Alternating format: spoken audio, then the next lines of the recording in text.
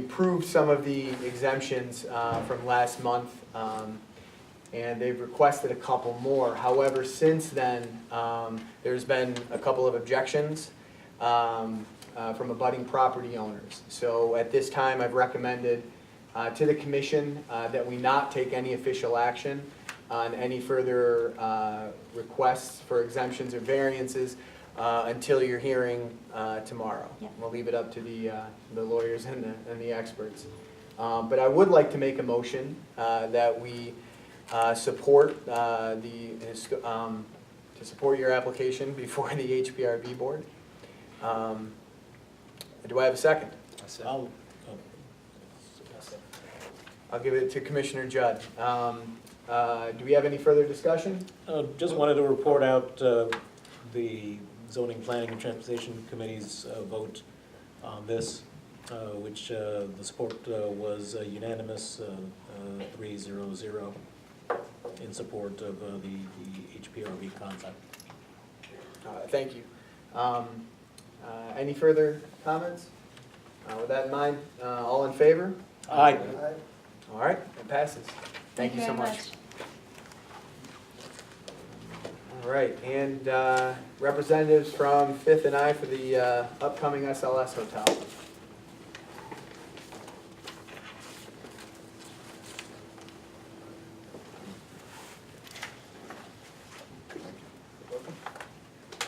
Hey everybody, how are you? My name is Donahue Peebles. I'm a representative of the Peebles Corporation constructing the SLS Hotel on 5th and I Northwest. We're in front of you all today and in front of the ANC with good news. Sure. Yeah, with good news. The project is moving forward and we're looking to break ground June or July of this year. So after several months, several years now of waiting, we're very, very close to getting started, and that's exciting. And in anticipation of that, we're here today to discuss our public space approval. So we are having our preliminary design review meeting with public space and with DDOT to discuss a couple of things. One, and perhaps the most important, is a curb cut on I Street. That curb cut solves a number of things. One, because there will be an active pickup and drop off of hotel guests and restaurant goers. We would like to have that curb cut so that the pickup and drop off can occur outside of the lanes of traffic and not necessarily obstruct folks driving down I. Secondarily, what it allows us to do is allow handicap access for folks so they don't have to go all the way to the corner where the crosswalk is in order to then get up on the sidewalk. The curb cut will allow them to come out of their vehicle and then roll right up onto the sidewalk and then into the hotel. So it solves a reasonably significant ADA issue in public space where otherwise folks in wheelchairs would be significantly inconvenienced. In addition to that, we're also improving the sidewalk along 5th and I Street in front of our property. So we're extending the typical brick that's in front, that's in historic districts across I Street and up 5th Street with two notable exceptions. First, on the corner, we're doing a London paver, which is a very, very high quality stone, which we hope to really add as a gateway into Mount Vernon Triangle as you look at it across the two bow tie parks from Massachusetts Avenue. So in our conception, it functions as sort of a beacon or a shining moment on a hill for folks who are walking into the neighborhood. Secondarily, near to the building, we're creating a unique design with granite pavers. And there it should add a little bit of playfulness to the sidewalk, and near to the hotel, it'll create a seamless integration between the interior of the hotel, the sidewalk space, and then also the parks that are catty corner that we're hoping to reinvest in. So with that in mind, happy to answer any particular questions or speak to anything in more detail if that makes sense. How many, two questions first. Is there parking? I know this wasn't part of the question, but I don't, does the hotel have parking? Yes, the hotel does have parking. We have nearly 100 spaces. Oh, okay, that's right. Yes. Where do they enter? Yeah, You enter through the alleyway. where's the, The alleyway's farther down, is down 5th Street. oh, and then you come down over here. Exactly. Okay. How many vehicles for the curb cut here, how many can fit? Is it too wide, like how long? Two cars can fit in that. I think this was a question, I think it's less of a concern on I Street than it is on Fifth. I think, didn't we last month ask? That's a little different. We asked, they're not getting equipped up. Yeah, okay, never mind. How many stores is the hotel? I'm sorry, I couldn't How quite many hear you. stores? Sure, we're 12 stores in total.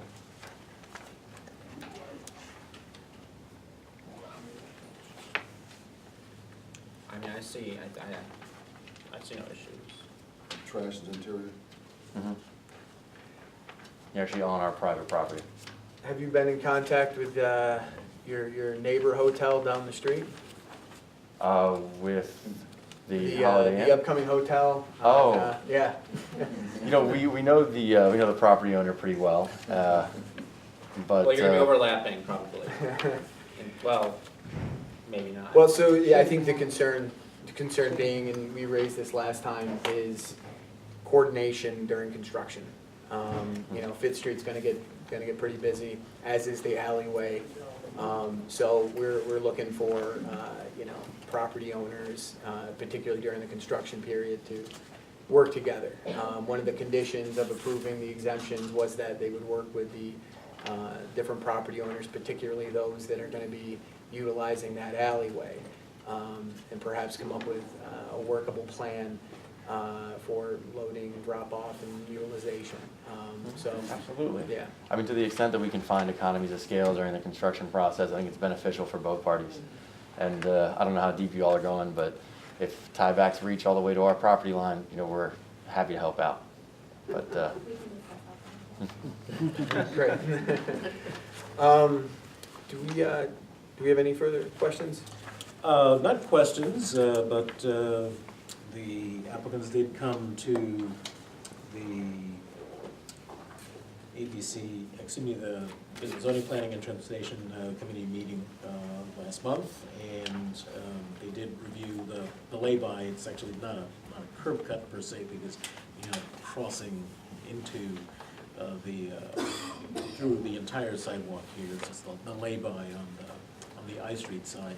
But there also were specifications for bicycle racks, for planters, a knee wall, etc. So all of that was reviewed. There was discussion about the need to make sure that the materials that are being proposed are slip resistant to the largest extent possible, because that has been a concern in that particular single member district in the past.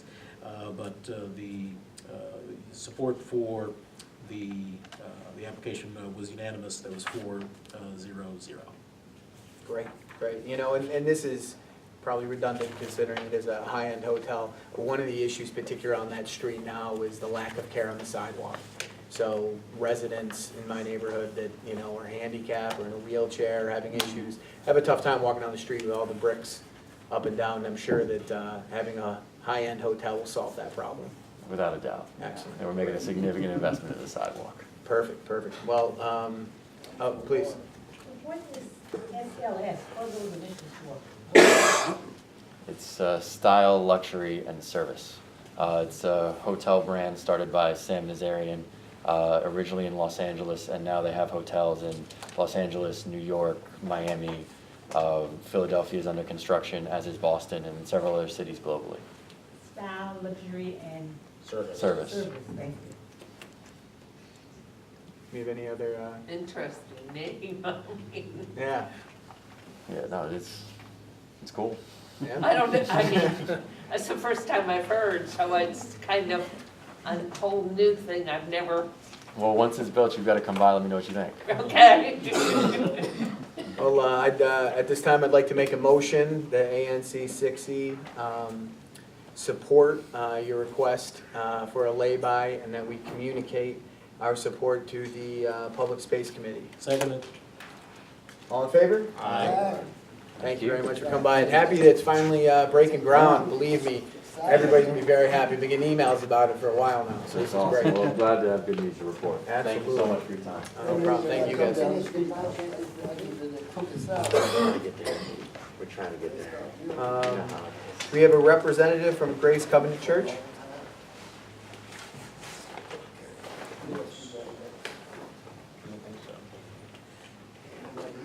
So there was a presentation that was made to the zoning planning and transportation committee meeting last week related to an event. This is the second year that this event is being presented at the Kennedy Recreation Center. Okay.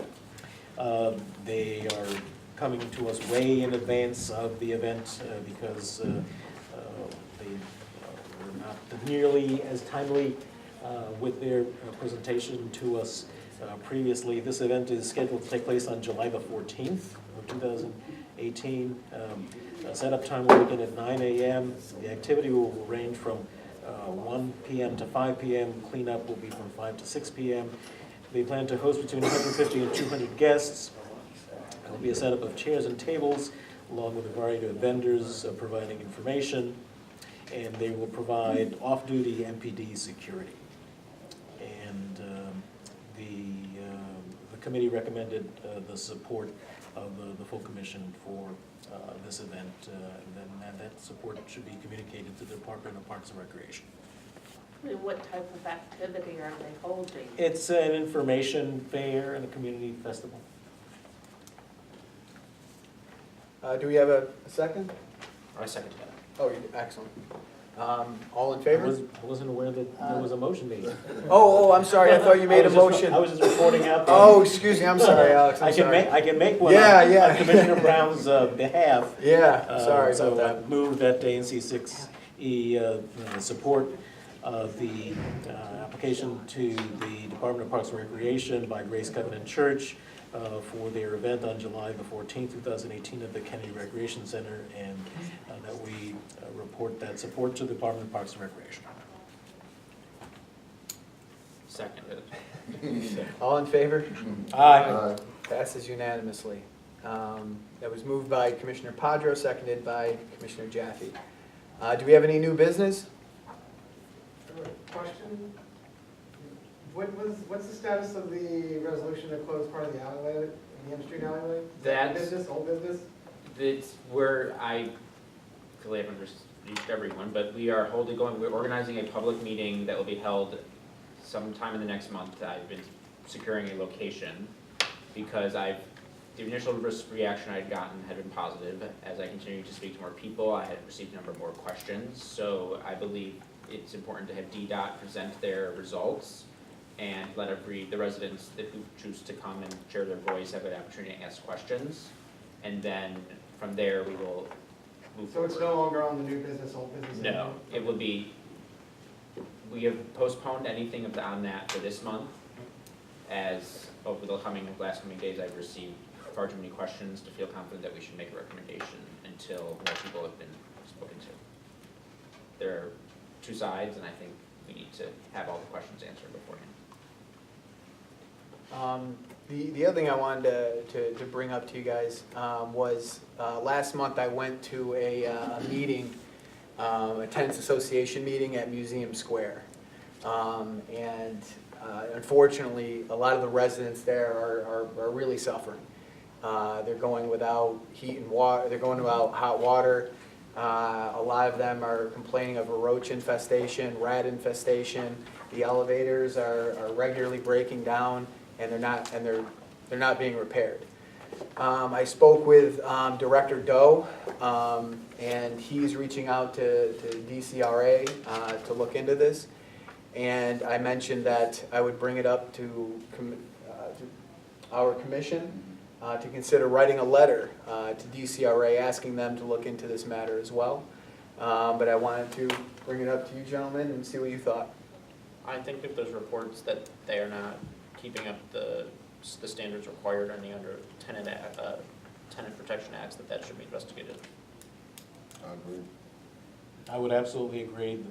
This is a property that is very important as it represents a huge number of families living in subsidized housing in a property that has been proposed to be sold for an amount that is exorbitant to try to prevent the tenants from using their tenant's right to purchase to be able to protect their residency. So I think we need to do everything we can to support them. Excellent. Well, if anybody has anything more to say, I'd like to make a motion that we write a letter to the department, to DCRA, and communicate the complaints that the residents have been voicing, and we send that to DCRA. Seconded.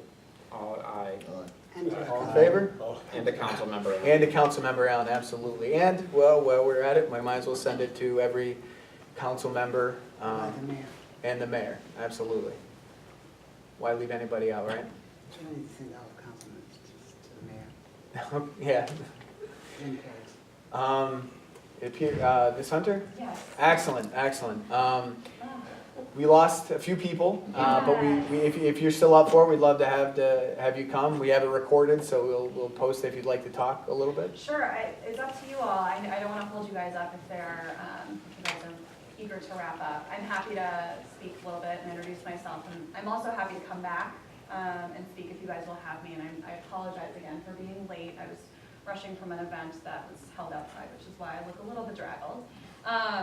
But it's up to you, however you want to use the time. Oh, please, please. Yeah, we're, as long as you want to talk, we're more than happy to listen. Sure, maybe I'll give it about 5-10 minutes, and then folks can follow up with me. I can stick around as long as you all want me around. And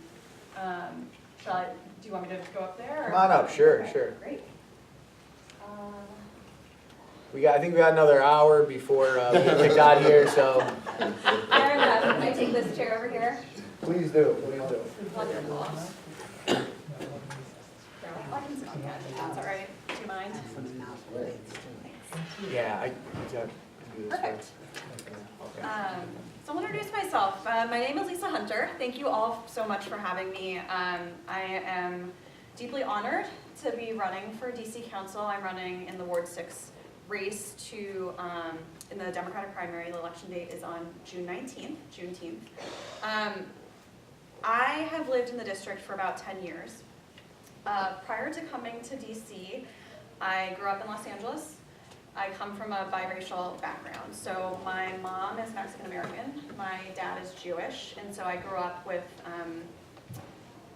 deep cultural ties to both families and was instilled with a, social justice as a very much a core value to who I am. When I went to college, I thought I was going to do immigration law because of my background. My mom's side of the family is Mexican American. And I saw that as an opportunity to sort of give back and help elevate people who are vulnerable. And I ended up going into the Peace Corps. So I served in the Peace Corps in Guyana. How many of you guys know where Guyana is? Africa. That's what you would think. So Guyana is actually in the Caribbean. It is, so I don't know if you guys can sort of imagine a map, South America, and it is next to Venezuela and Suriname. Fascinating country, and I taught literacy. So I was a school teacher for primary-aged students, and it was an amazing, amazing experience. And when I came back from the Peace Corps, a little thing called the Obama campaign was happening. And I saw the importance of America's leadership abroad, and I saw an opportunity in then Senator Obama in making sure and shaping our leadership and solidifying it really for us as continuing to be global leaders. So I joined his campaign. I worked in headquarters and then was deployed out into the field, so I was a field organizer, and I got to use my grassroots organizing experience from the Peace Corps as well in my field organizing on his campaign. What's really important to me is making sure that we elevate voices, and I see voting as a key ingredient to doing that and achieving that. After the Obama campaign, thankfully, in my opinion, thankfully we won. And so I moved to DC, sort of wondering where this was going to take me. And I fell in love with the city. And the city has given me everything. It's given me a career, but it has also given me a husband, a family. Congratulations. Thank you. A dog that we adopted, who's a little boisterous. And in 2016, my husband and I became parents to a baby girl. Oh. And so I feel personally very indebted to DC, very indebted to my community, I spent time working in the Obama administration on healthcare reform, so Obamacare. And have since, after I left the Obama administration, kept up in healthcare. And then as of yesterday, I was working in the private sector on healthcare issues. But I have just ended my full-time job to dedicate myself to the campaign full-time. And in doing so, my hope is to continue to meet with constituents, meet with voters, understand the issues, because I firmly believe in the conversations that I've had across Ward 6. You all know, Ward 6 is vast. I personally have felt the pinch of what it's like to not just afford to live in DC, but also to raise a family in DC. Our child care bill is more than our mortgage, which is not, an uncommon story. And we are lucky. We are making it, but not by much. And we know that there are several families that are just not able to make ends meet, and we see a lot of these glitzy buildings, and they revitalize some communities, but I see DC government as an important force for being a multiplier of the good that we can bring to our communities, and what I'm seeing is that we are leaving some of our neighbors behind. The sort of issues that I've been raising primarily are around housing security, not just building affordable housing, but making sure we define affordability by a standard that matches what DC residents make, as well as addressing social services to help our homeless residents. In particular, what I would like to do on the DC Council is focus on women and families. I look at our DC Council and I think that, we've had a lot of really great leadership, but I also think that we have a lot of members who are very comfortable.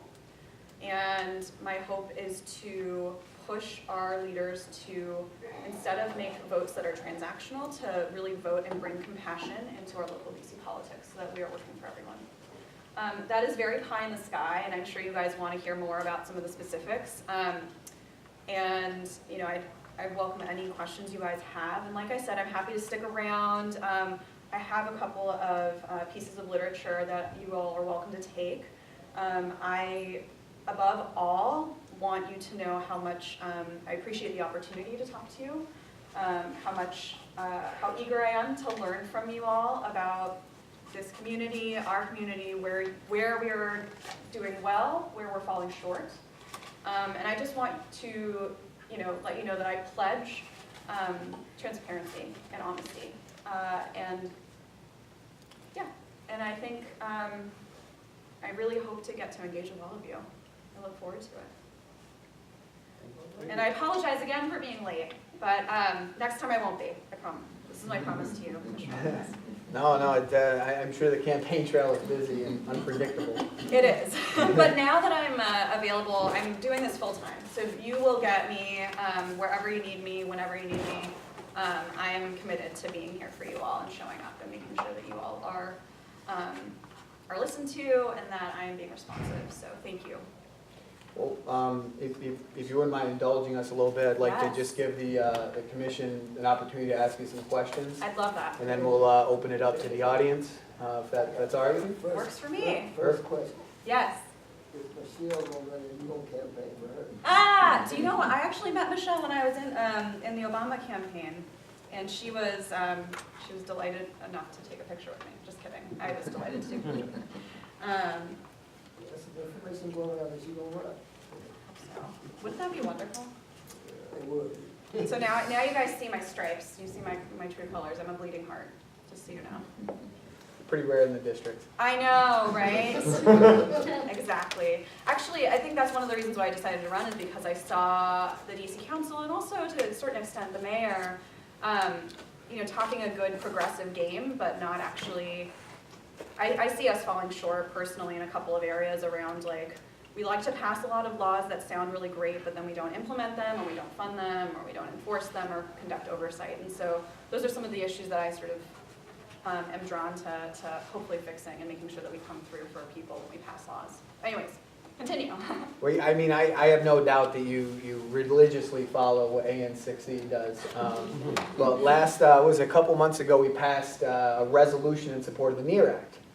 Ah, And yes. so I imagine that's something, what is your view of the NEAR Act that's gotten some press lately? So I think that we should be pushing for full implementation. I am encouraged by the data that's been released thus far, but I think that we need to be seeing more. And the current council member for Ward 6, as you know, chairs the Judiciary and Public Safety Committee, and so I would hope that more oversight and more rigorous focus on implementation is a priority of his, and I would like to see more.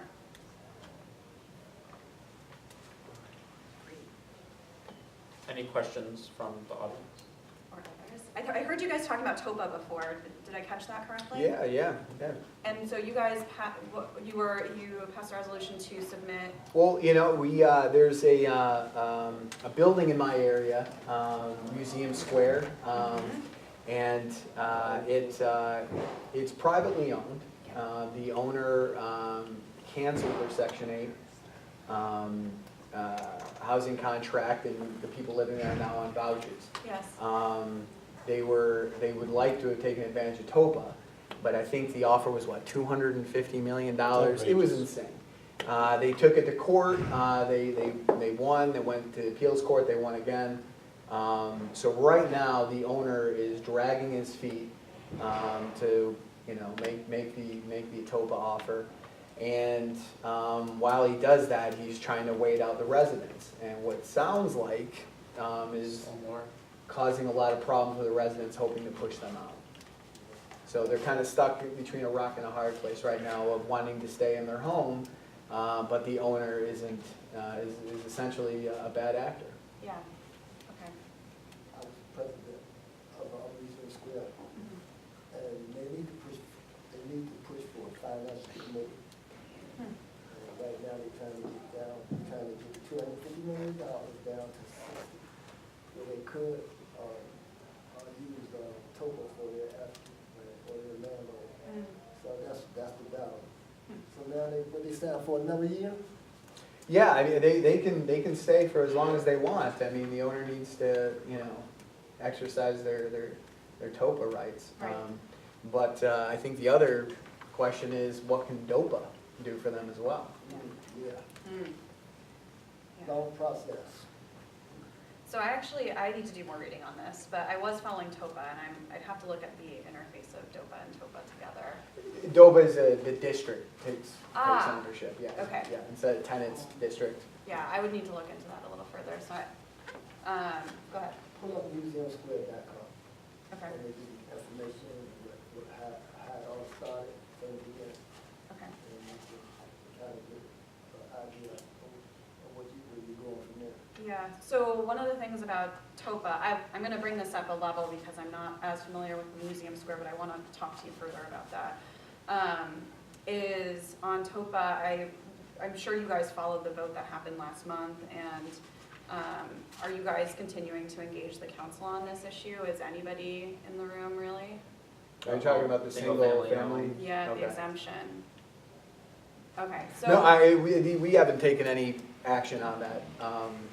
We don't do a lot of resolutions, they're kind of rare, Yes. but when we do, we're very passionate about them. Yes. But if you want to talk a little bit more about your, About TOPA, Yeah. sure, yeah, so for those of you that don't know, the tenant rights bill recently went through, there was an amendment to the law that was voted on last month by the DC Council, and it basically exempted all single-family homes and basically English basements, I'm gonna say that in shorthand, from being, tenants in those homes being protected by TOPA. So they would no longer be able to receive the first right of refusal should the homeowner want to sell their property.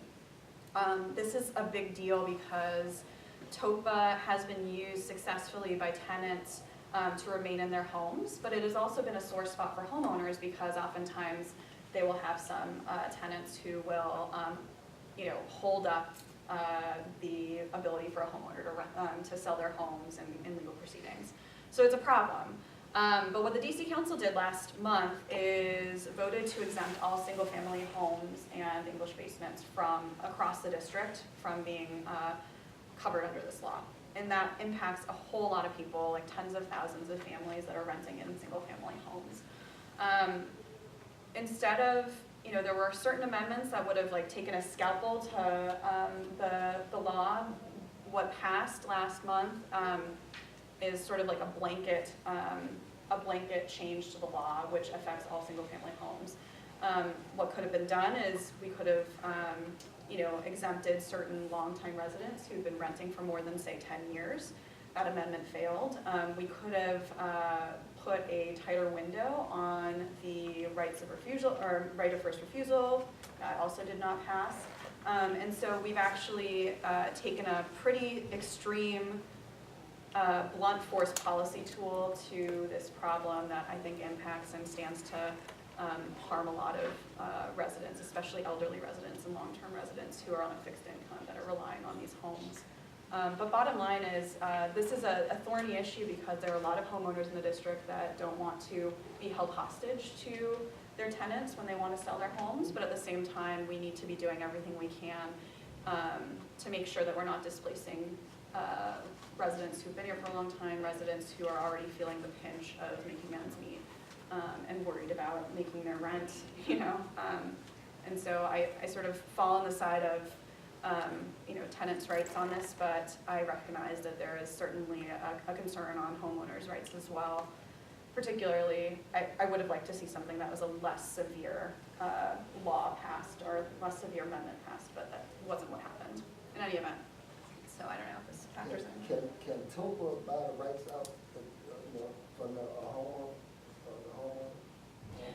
I think technically it can, Yeah. yeah. You know, one question that I had for you all is, has this, have you all taken action on the comprehensive plan at all?